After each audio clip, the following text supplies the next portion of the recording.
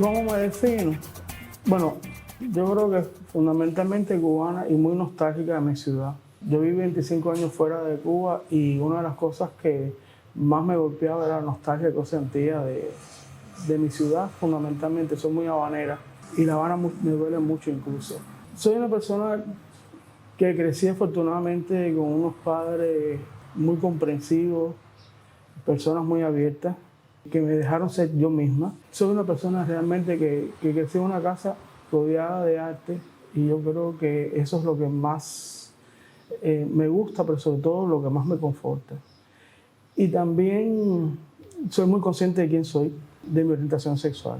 Y eso ha hecho que también haya percibido desde muy pequeña ciertas injusticias, ciertas inequidades, ciertas violencias. Y eso me ha hecho siempre creer que uno tiene que enfrentarse mucho y luchar contra esas cosas. Yo sé que en el arco de una vida uno no logra realmente hacer todo lo que quiere hacer, pero yo me siento bastante satisfecha porque creo que he logrado ser una persona que cumple con sus propios compromisos. Lucho por las cosas que quiero luchar y todavía creo en muchas cosas que son importantes creer. Porque si no crees en proyectos, no solo tu proyecto de vida, que eso es niño, eso es lo individual. Si tú no crees en proyectos que te superan y si tú no crees que realmente de alguna manera uno puede incidir en que esas cosas que uno piensa que son idealistas o ideales, si uno no piensa que uno puede de alguna manera aportar un granito de arena, entonces es triste. Entonces sí, la vida no tiene mucho sentido. Y yo soy esa cubana que cree que Cuba se merece muchas cosas. ¿Qué literatura prefiere Teresa? Todas. Ahí sí no tengo discriminaciones. Fundamentalmente los clásicos realmente, bueno, leo desde muy jovencita realmente. Yo creo que el primer libro que me empecé a leer, si no recuerdo mal, como libro, increíble, fue La cabaña del tío Tom. Y yo tenía 10 años. Hay literaturas que te marcan para toda la vida. Como yo vivía en una casa con una biblioteca enorme, realmente yo fui leyendo mucho, pero además mi padre incluso se asombraba cuando me veía leyendo ciertos libros, pues decía, pero eres muy joven para leer esas cosas, y decía, no te preocupes, si no lo entiendes lo volveré a leer. De hecho hay libros que he leído muchas veces en mi vida.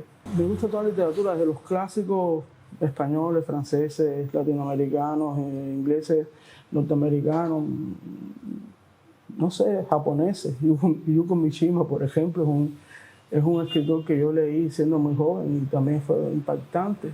Cada vez que leo más me doy cuenta cuánto no he leído. Entonces siempre estoy ávida de colmar esas lagunas que son importantes. Además la literatura es algo que te acompaña mucho. Hay un dicho que anda por ahí que es real. Las personas que leen nunca están solas. Y es verdad. La literatura puebla totalmente tu mundo interior. Y no solo puebla tu mundo interior, sino que además te hace una compañía enorme y te hace aprender muchas cosas, incluso que tú no te imaginas que estás aprendiendo. Y eso es invaluable, realmente. Cuando tú lees, te das cuenta que es una fortuna leer. Y sobre todo me gusta leer en papel. A mí me gusta leer y tocar el libro, tenerlo en mi mano, el papel, incluso leerlo y sobre todo no dañarlo. Si hay una cosa que me irrita, es que las personas cuando leen doblen las páginas de los libros o que los maltraten. Yo me acuerdo que una vez le presté un libro a una persona y me lo volvió destruido. Y una persona que yo quiero mucho le dije, nunca más en la vida me pidas un libro. ¿Es Teresa de Jesús una mujer feminista? ¿Y por Sí, qué? mira, lo soy incluso desde pequeñita, cuando no sabía ni qué cosa quería decir feminismo, porque yo me acuerdo, yo crecí en una casa que somos 3 mujeres y un varón, y yo me acuerdo que las mujeres tenemos ciertas tareas que a mi hermano no se le imponían, y yo dije, absolutamente no. Si yo tengo que limpiar, mi hermano tiene que limpiar. Si yo tengo que recoger, mi hermano tiene que recoger. Si yo tengo que fregar, mi hermano tiene que fregar. Por tanto, yo no acepto hacer nada que mi hermano también no tenga que hacer. Y no acepto no poder acceder a nada que mi hermano sí pueda acceder. Por tanto, fíjate, desde esa rebelión, evidentemente muy primitiva, ya de alguna manera estaba exponiendo esa necesidad de equidad. No de igualdad, Yo no creo en las igualdades, yo pienso en las equidades, que es algo más profundo. Y claro, después hice muchísimas lecturas que fueron fundamentales, importantísimas, que agradezco mucho. Yo siempre digo que un libro que todas las mujeres deberíamos de leer, independientemente de que pueda estar de alguna manera superado por muchas otras pensadoras. Pero yo siempre pienso que El Segundo Sexo es un libro importante, que debería ser una lectura iniciable. Y después, por supuesto, hay muchísimas pensadoras. América Latina está llena de grandes pensadoras que han trabajado el feminismo desde muchas perspectivas, incluso desde la perspectiva indigenista y desde muchas realidades. Y también está el feminismo defendido desde el pensamiento lésbico, que también es importante porque es otra arista que hay que... Eso fue una discusión incluso que hubo, que fue muy potente, sobre todo en la segunda ola del feminismo, la norteamericana, cuando las mujeres lesbianas empezaron también a reivindicar que las feministas tenían que también tener en cuenta esa otra adecuación de ser mujer. Y fue importante esa segunda ola porque no solo fue la reivindicación de las mujeres lesbianas, sino también de las mujeres negras, de las mujeres latinas, de las mujeres empobrecidas. O sea, empezaron a luchar contra ese feminismo clasista de mujeres blancas y apoderadas que no veían que a su vez lo que reivindicaban para ellas no lo reivindicaban para otras mujeres. Y a veces me duele mucho porque la palabra feminismo se ha desvirtuado completamente con toda la mala intención.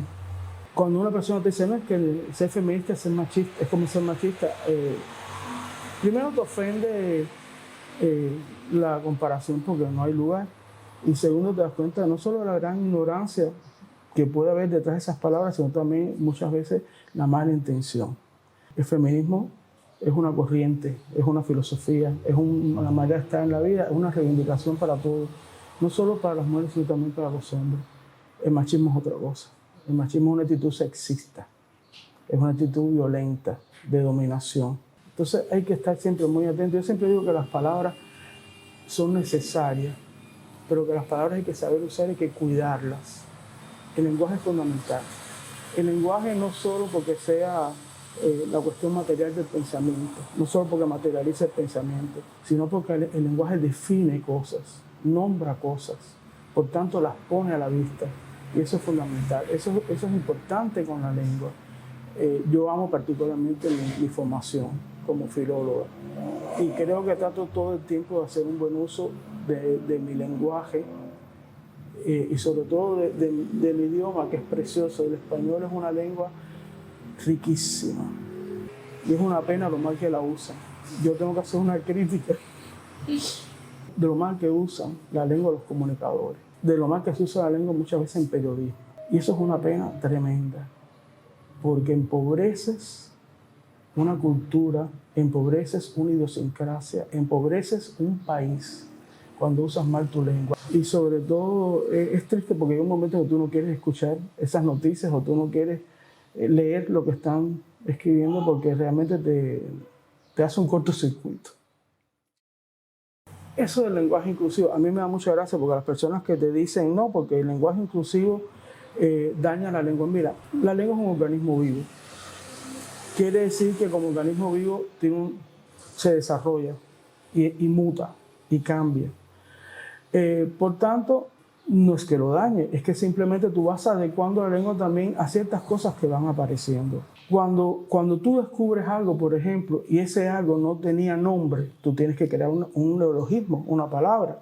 Por tanto, te das cuenta que la lengua es para eso. O cuando ese algo que tú has descubierto, hay ya una palabra en otro idioma que sí funciona, tú tomas un préstamo lingüístico. Pero cuando tú empiezas a nombrar cosas que antes no se tuvieron en cuenta, cuando tú dices, bueno, por ejemplo, hablando de los géneros, siempre se habló de una dicotomía, un binarismo, hombre-mujer, macho-hembra, y de ahí no sale.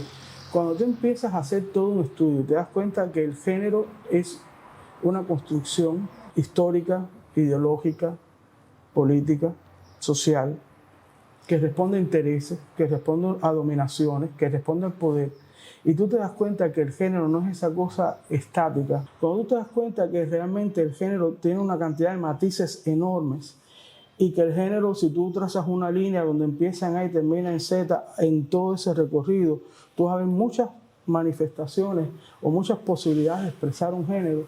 Tú te das cuenta que tú necesitas también un lenguaje para expresar esa riqueza.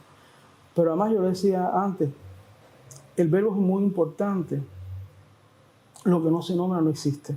Entonces, es verdad que el lenguaje inclusivo no va a cambiar las mentalidades. Es verdad que el lenguaje inclusivo por sí solo no va a hacer que las personas entiendan esas diversidades, pero de alguna manera las va a nombrar, las va a hacer presente. Yo no soy religiosa, pero he leído mucho y entre las cosas que he leído la Biblia.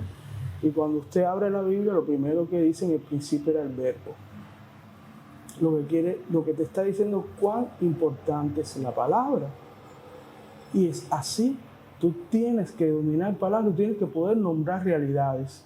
Y eso es lo que está pasando. Cuando tú te pones a hablar de las diversidades, en este caso de género y de otras cosas, tú necesitas palabras para nombrar. Y cuando esas palabras no existen, o creas un neologismo o adecuas la palabra. Yo estoy consciente que hay cosas que rozan en lo ridículo. Entonces ahí lo puedes evitar, porque si es verdad que el español es una lengua fundamentalmente, digamos, masculina, o que la intención siempre ha sido dar como genérico lo masculino, al punto que, por ejemplo, en un lugar hay 100 mujeres y hay un hombre, y de pronto dicen ellos. No, mira, di ellas, él está en franca y total y absoluta minoría. Pero también el español tiene muchas palabras neutras que te permiten, sin tener que forzar, escribir o hablar de manera neutral, y no tienes entonces que crear algunas palabras que en sí mismas te quedas diciendo, bueno, pero eso queda un poco cojo, ¿no? A mí no me gusta realmente cuando las personas se ponen a criticar a ultranza el lenguaje inclusivo. Primero, porque eso me da la medida de cuán poca plasticidad tienes en tu pensamiento, cuando no eres capaz de aceptar otras cosas. Y sobre todo, porque ¿por qué te empecinas? ¿Por qué ignoras? Si además se han incluido tantas palabras espantosas en la lengua. Yo siempre digo que hay un lenguaje espantoso que es el lenguaje politiquense. Y es una forma de decir muchas palabras sin decirte nada. Cuando te dicen, bueno, en estos momentos los factores están acometiendo unas acciones que seguramente nos permitirá, en un futuro vamos a ver cómo estas cosas que se han realizado, sí, seguramente eso va a ser muy importante para todos. No dije absolutamente nada. Es una comunicación tan vacía y desgraciadamente se utiliza tanto cuando usted no quiere decir las cosas como son, claras y como hay que decirlas. Y ese es un lenguaje que se utiliza todo el tiempo, un lenguaje que no comunica. Qué pena. Qué manera de no querer hablar o de no querer decir. ¿Cómo llega Teresa al activismo y sobre todo, qué es para ti el activismo? ¿Cómo lo concibes? Primero, cuando yo era estudiante universitario, yo era militante de la juventud, era secretario general de mi comité de base. Y en 12 grados empezaron a pedir que los militantes pidieran como carrera el pedagógico, el estudio superior pedagógico, porque hacía falta formar buenos profesores. Y yo en ese momento sentí que no podía decir a los militantes de mi comité de base que pidieran el pedagógico como primera opción si yo, que era la secretaria general, no lo pedía. Entonces pedí el pedagógico y por tanto matriculé licenciatura en Pedagogía, Español y Literatura. Estando en segundo año de la carrera, en el curso 1979-1980, inicia el proceso de profundización de la conciencia comunista. Luis Orlando Domínguez, que era en ese momento el secretario general de los JC, empezó a hacer todas esas reuniones en las distintas universidades, por supuesto en el pedagógico también, y de pronto empezaron unos procesos tremendos, porque la universidad era para los revolucionarios, para las personas que respondieran al concepto de moral comunista, en fin, todo eso. Lo terrible fue que muchísimos estudiantes universitarios, muchísimos que incluso éramos militantes de la juventud, muchísimos que éramos personas con buenos expedientes académicos, perdimos nuestras carreras o por nuestra orientación sexual, o porque eran religiosos, o por cualquier motivo. Y eso, por supuesto, fue una cosa tremenda, porque estaba en segundo año de la carrera, eso me deprimió mucho, me creó muchos problemas, incluso, aunque tuve el apoyo de mi familia, y finalmente yo cambié de carrera, o sea, pude examinarme la decana en ese momento de la Facultad de Licenciatura en Español y Literatura, Eugenia Escalona, una mujer decentísima. Me permitió hacer todos los exámenes y yo terminé mi segundo año con excelentes notas, y mi padre realmente tocó todas las puertas a vida y por haber, y yo pude matricular filología, que era la carrera que quería estudiar, y después me gradué efectivamente perfectamente. Eso me hizo tomar conciencia, de cuán vulnerable yo era, no solo como mujer ya en una sociedad machista, patriarcal, que somos todas las mujeres, sino cuán vulnerable yo era como una mujer lesbiana, porque ni siquiera me acusaron de lesbianismo porque no les constaba. Era porque yo soy una mujer alta, porque yo soy una mujer que no tiene, mi mamá no, ni ella tampoco, no abría los huequitos esos famosos de las orejas. No sé, porque tengo una manera de ser yo, de vestirme o de ser yo. Y yo siempre pienso que nada tiene que ver con mi concepto de ser mujer y de lo que es femenino para mí, pero bueno. Tomar conciencia de eso me hizo pensar primero que yo no tenía que negarme, y tenía que hacer algo que no permitiera nunca más que me pasara eso.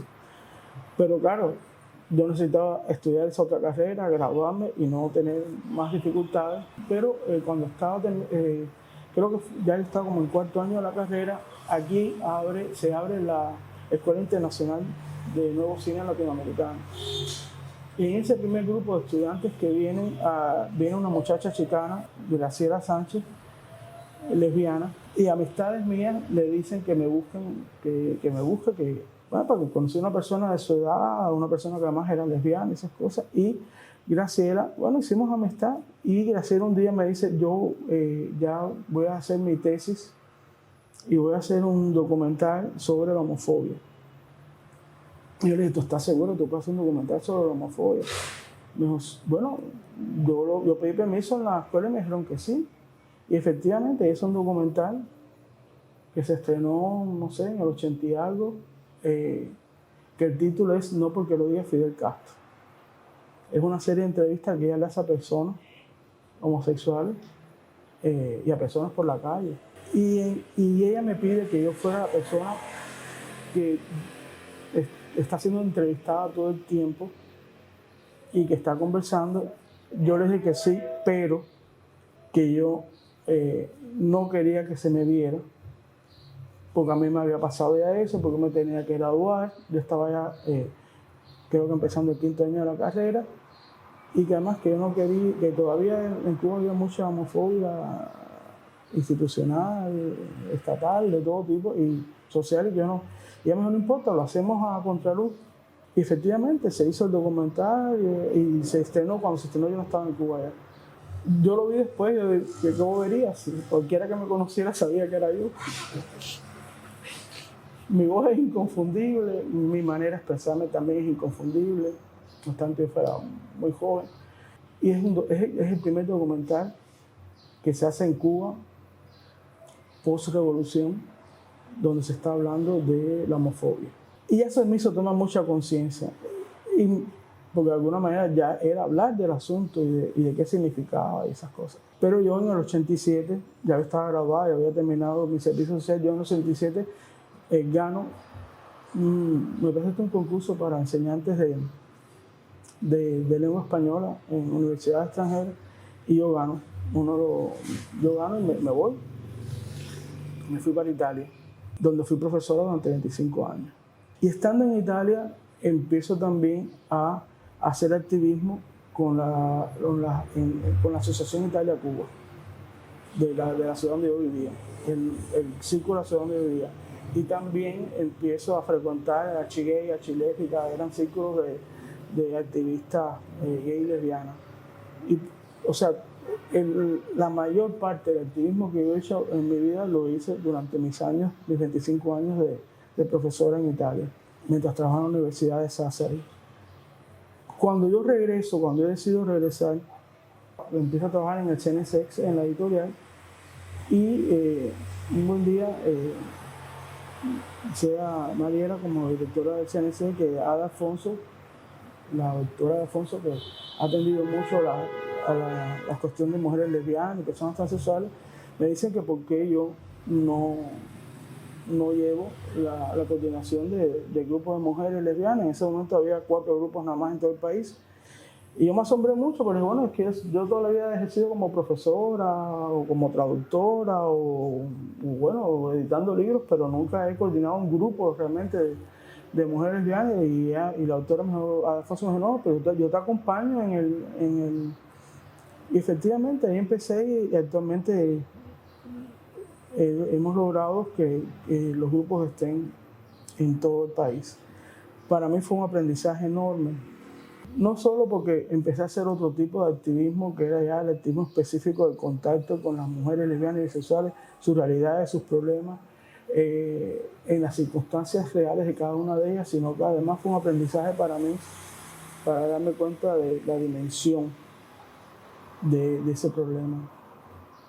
Pero sobre todo me di cuenta que no solo era importante reivindicar derechos, que no solo era importante ir cerrando las brechas de inequidades que existen, sino me di cuenta que hacía falta que esas mujeres tuvieran una coherencia en su pensamiento, una coherencia en la expresión de sus necesidades. Y me di cuenta además que todos los talleres que se organizan desde el CNSX con especialistas eran fundamentales para ellas, para su formación, incluso para hacerles tomar conciencia incluso de cuánta violencia ellas mismas no solo sufren, sino reproducen. Eso también fue muy importante, además, qué era el género, cuáles eran las distintas cuestiones que ellas deberían dominar para poder hacer un buen activismo. Y yo creo que se ha logrado ya tanto que ya los talleres, el anterior y el de este año, lo hacemos entre nosotras mismas. Ya las mismas activistas de distintas redes son las que proponen los temas y los desarrollan. Hay redes muy importantes como la red de Santiago de Cuba, que fue la primera que se creó. Está la red de Pinar Río, que es una red buenísima. Y hay otras redes que son de las primeras, como la red de La Habana, Oremi, como la red de Cienfuegos. La red de Santa Clara es una red con muy pocas personas, pero con mucha incidencia, también sobre todo que tienen que ver con publicaciones que ellas mismas hacen, con las cosas que escriben, con las investigaciones que hacen. Y eso es muy importante porque te das cuenta de que ya las mismas lesbianas y las mujeres bisexuales producen ya los materiales que necesitan para visibilizarse y para analizar sus realidades. Hay una cosa que es mundial. Cada vez que tú vas a buscar literatura que trate los temas de mujeres lesbianas, casi todo está escrito por mujeres lesbianas. Es increíble. Prácticamente no hay bibliografía que trate sobre la realidad de las mujeres lesbianas, sobre la historia de las mujeres lesbianas, sobre las distintas cuestiones que atraviesan las mujeres lesbianas que no hayan sido escritos e investigados por mujeres lesbianas. Quiere decir que evidentemente solo a nosotras nos interesa nuestra realidad. Yo realmente la discriminación mayor que sufrí tuvo que ver con mi orientación sexual. No he sido una persona que haya padecido específicamente acosos o bullying. Tal vez porque una vez superado a lo mejor ese primer impacto que tienen por mi presencia, una vez que conversan conmigo o una vez que me conocen, esas cosas van quedando atrás. Con mis estudiantes, por ejemplo, yo nunca sentí jamás irrespeto de mis estudiantes hacia mí, para nada, al contrario. Cuando yo anuncié que yo me iba, que regresaba a mi país, las muestras que me dieron, no solo mis compañeros de trabajo, sino mis estudiantes, fueron maravillosas. De todas maneras, sí te das cuenta que las personas todavía se fijan mucho en la manera de ser, o cómo tú te vistes, o como tú eres, pero a ver, eso a mí no me angustia para nada. Incluso aquí en mi barrio, en mi cuadra, yo me siento muy cómoda y todo el mundo sabe que somos una pareja de mujeres lesbianas. El único episodio realmente que viví fue cuando era estudiante y en esa ocasión. Porque después, incluso cuando estudié filología, tampoco tuve mayores problemas. Claro, me cuidaba muy mucho, como se dice, de que no sucediera, de no dar lugar a esa situación. Pero yo pienso que de todas maneras uno siempre, por desgracia, vive como con una alerta. Y siempre estás mirando cómo hago una cosa, cómo lo digo, cómo me pongo para evitar suspicacias. Eso es muy desagradable. Tener que vivir evitando suspicacias es lo peor que le puede pasar a un ser humano, porque además no es justo. Por eso por eso también digo, las cosas hay que hablarlas. Cuando yo digo la mayoría de todas las violencias, el silencio, eso es verdad, pero no solo para las mujeres lesbianas. El silencio es una violencia extrema para cualquier situación que sufre el ser humano. Si tú no hablas de una cuestión, si tú no visibilizas una realidad, si las personas no la escuchan y no la ven, pueden pasar las atrocidades mayores del mundo y no pasa nada. Cuando tú te pones a analizar la historia, no solo todo el borrado histórico que han sufrido las mujeres, o todas las veces que descubrimientos de las mujeres se lo han apoderado de ellos hombres. Pero las mujeres ya sufren doblemente ese borrado, porque te destaca a lo mejor y eres una mujer lesbiana y se dice esta gran mujer fulana y tal, pero por ejemplo nunca se dice esa gran mujer que vivió con otra mujer. Entonces no solo, en este caso a lo mejor no pudiste negar su importancia histórica, pero negaste una parte de su vida que es fundamental, porque la sexualidad es una dimensión humana que nos acompaña desde que nacemos hasta que morimos y que condiciona muchas de las, no solo la manera en que vivimos, sino que muchas decisiones que nosotros tomamos en nuestra vida están condicionadas también por nuestra sexualidad. Y cada vez que tú silencias esa realidad, tú estás negando una parte real de esa persona. Y no es como que haya que ponerse en la frente: yo soy lesbiana, yo soy un hombre gay, yo soy... No es que lo tienes que anunciar, es que no lo tienes que negar. Son dos cosas distintas. Una cosa es anunciar y otra cosa es tener que negar. Y eso es tremendo. Cada vez que tú tienes que negarte, cada vez que tú tienes que esconderte dentro de un closet, es terrible. Porque tú estás silenciando, estás negando, estás invisibilizando una parte importante de ti. Es como que tú estás solo mostrando una falsedad. A tu juicio, ¿cuál es la situación que tienen las mujeres lesbianas hoy en Cuba? ¿O qué desafíos tiene el activismo lésbico hoy, después de momentos claves como el Código de la Familia y otros? Pero bueno, ¿qué nos queda? ¿En qué camino estamos? Mira, queda mucho. Yo creo que lo que más queda sobre todo tiene que ver con la reeducación de las personas. Es verdad que tenemos una constitución donde ha sido muy importante que se diga que no se puede discriminar a las personas por su orientación sexual, ni identidad de género, ni expresión de género. Es verdad que existe un código de las familias fundamental para reconocer esos derechos de esas familias que en realidad existen y que no se podía continuar a vivir sin todos esos derechos, pero todavía hay que educar mucho.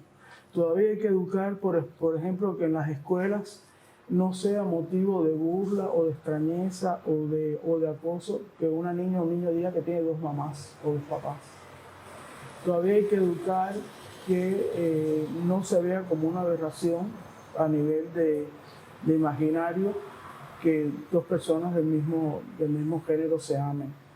Todavía hay que educar incluso a las personas que ejercen el derecho como profesión, pero no hay que poner trabas, porque dos personas del mismo género quieran lograr tener toda su vida correctamente establecida con todos sus documentos. Que la atención médica que reciben las mujeres lesbianas esté libre de prejuicios y de estigma y se enseñe a las personas que trabajan con la salud que existen distintas orientaciones sexuales, como existen distintas identidades de género y que hay que atender a las personas según esa realidad, porque hay mujeres lesbianas que mueren de cáncer de útero porque no son capaces de ir a un ginecólogo porque una vez fueron y las maltrataron. Entonces la experiencia ya no lo repiten y cuando finalmente se deciden ya no hay nada que hacer.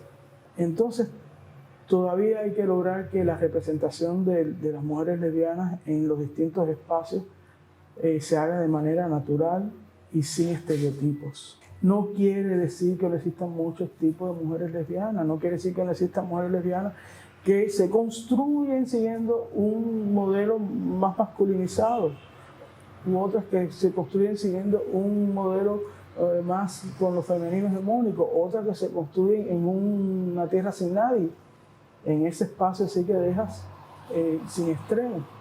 Pero es que todos tienen que ser legítimos, todos tienen que ser posibles, no pueden ser objeto de burla o no pueden ser objeto de estigmatización.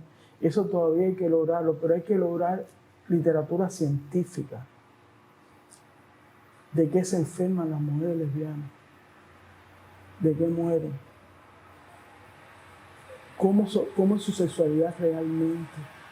¿Cómo son sus soledades? ¿Cómo son sus angustias y sus alegrías? Somos realmente desconocidas. Porque falta literatura, falta academia, falta voluntad. Eso es una lucha que todavía estamos llevando y que será larga porque tiene que ver con el patriarcado. Tiene que ver con que la mujer lesbiana es una disidente del patriarcado. Incluso hasta las que desgraciadamente reproducen modelos patriarcales, que es una pena. Por eso siempre digo que importante es que las mujeres, todas las mujeres en realidad conozcan qué es el feminismo y sean feministas, pero sobre todo las mujeres lesbianas deberían de ser feministas, para no caer en la reproducción de lo peor del patriarcado. Pero incluso hasta esas que reproducen el patriarcado son víctimas. No solo pueden ser victimarias, ellas mismas son víctimas. Ya desde el punto y hora que son incapaces de reconocer que están reproduciendo violencias patriarcales, ya son víctimas de ese patriarcado. Y qué importante sería que hubiera toda una discusión profunda, un análisis, un trabajo que enseñe a las mujeres a saber ser mujeres. Simone de Beauvoir dice una realidad muy grande: mujer no se nace, se hace. Y el camino para hacerte mujer dura toda tu vida. Te mueres y todavía no has aprendido a ser mujer. Porque lo que te han enseñado, lo que has aprendido, lo que ves, lo que se divulga, no te permite ser plenamente mujer. Sigue siendo una bruja. Sigue siendo esas mujeres que quemaron porque les llamaron brujas. Y es una pena que eso no se aprenda, que las mismas mujeres no lo aprendamos. ¿Qué sería lo que más alienta a Teresa y qué sería el mayor temor que tiene en ese camino por lograr mayor visibilidad en esa lucha? A mí lo que más me alienta, por ejemplo, es ver que evidentemente el trabajo que se ha hecho, fundamentalmente desde el CNSX y otras instituciones que han acompañado, pero fundamentalmente, y eso hay que decirlo siempre, desde el CNSX, a mí me alienta que se han logrado muchas cosas. Eso mismo que se logró introducir en la Constitución, postulados importantes, que se logró la creación de un código de la familia, que se logró también influir en el código del trabajo.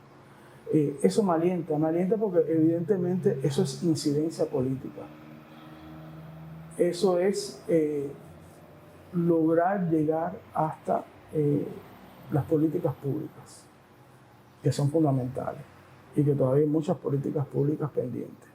Y eso te alienta porque tú dices, bueno, evidentemente sí se dan pasos y sí se logran, pero sobre todo me alienta a pensar que cada vez hay muchas más mujeres activistas que no tienen que ser solo las activistas que trabajan desde el CNC, también hay muchas activistas que no trabajan desde el CNC con unos discursos muy bien estructurados y con conocimientos fuertes y sólidos que trabajan por la visibilidad de los derechos de las mujeres lesbianas. Pero ¿qué me preocupa? Me preocupa cuando tú sabes que la historia es cíclica. A veces se va hacia adelante y después se hacen unos retrocesos. Por ejemplo, me preocupa que en momentos de crisis y de carencia hay cosas que son muy oportunistas. Por ejemplo, en Cuba ha habido un resurgimiento de fundamentalismos religiosos que en Cuba no existían. En esos discursos son peligrosos porque hay discursos de odio, hay discursos de una misoginia espantosa, hay discursos antiderechos de las personas de la comunidad, de la población LGBTIQ+. Y a mí lo que me preocupa es que en momentos de crisis, cuando las personas necesitan asideros y sobre todo cuando las personas necesitan ayuda, esas personas tienen poderes, por ejemplo, económicos que los permiten ayudar. Te hace falta una medicina, no la en farmacia, ellos la tienen. Te hace falta a lo mejor un alimento que estás buscando desesperadamente y lo hay, pero está muy caro y ellos te lo ofrecen. O te regalan o más barato. Entonces esas personas atraen a muchos, pero junto a la obra de caridad, digamos, entre comillas, que realizan, hacen una obra de proselitismo. Y entonces inculcan todas esas ideas que son retrógradas, que van en contra de el progreso de derechos.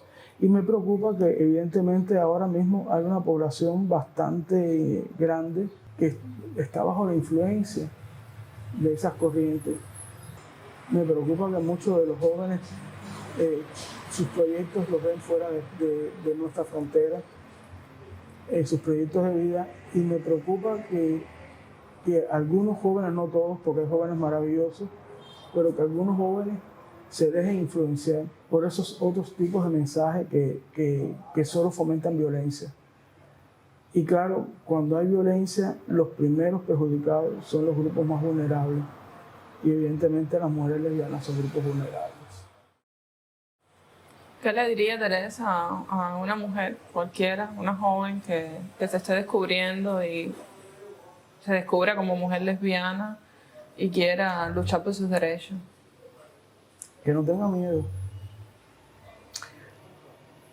Que la vida es una sola, que tienes que vivir tu vida por ti, que no puedes dejar que nadie sea la persona que diga cómo tienes que vivir tu vida, pero que la viva desde la dignidad, que la viva desde la inteligencia, desde el conocimiento, desde la fuerza de querer vivir, pero sobre todo que es difícil porque hay palabras que son muy peligrosas cuando tú las utilizas. Pero bueno, digamos que hay desde una ética que le permita estar siempre feliz y satisfecha de sí misma. ¿Cómo imagina Tere una Cuba más inclusiva y diversa? Más inclusiva y diversa, digamos que hay bases importantes que se han asentado a través de la legislación, a través de la Constitución y el Código de la Familia. Pero eso lleva mucho trabajo educativo. Eso lleva mucha sensibilización.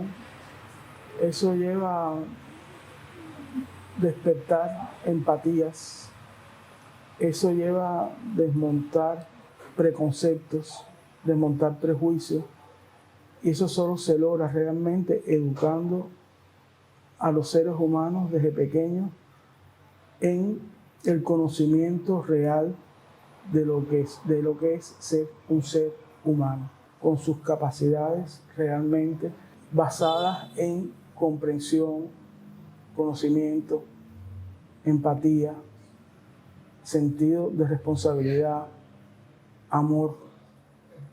Y eso solo se logra si tú no inculcas odios, prejuicios, estigmas, esa carga de informaciones negativas que lo hacen no saber mirar al otro de frente. Tienes que crear un ser humano que se despoja de cualquier preconcepto, de cualquier prejuicio, y eso quiere decir que no puedes inculcar ningún tipo de dogma. Los dogmas son peligrosísimos.